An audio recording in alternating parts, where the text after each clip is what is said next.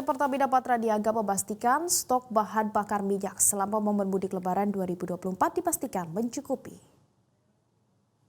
Secara umum, Pertamina Patra Niaga memproyeksikan peningkatan konsumsi untuk gasolin atau bensin tertinggi pada produk Pertamax sekitar 15%, Pertalite 10%, dan Turbo 6%.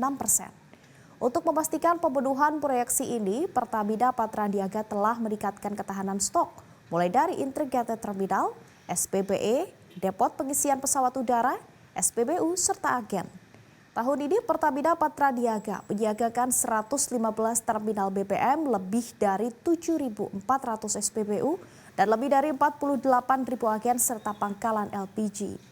Pertamina Patra Niaga juga menyiapkan layanan tambahan berupa lebih dari 1.700 SPBU siaga dan 5.000 agen LPG siaga 24 jam.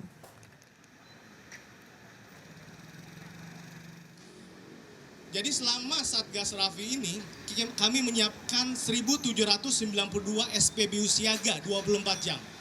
Jadi SPBU ini akan standby 24 jam melayani masyarakat yang membutuhkan BBM. Kami juga menyiapkan lebih dari 5.000 agen LPG siaga. Kami menyiapkan 200 unit mobil tangki standby.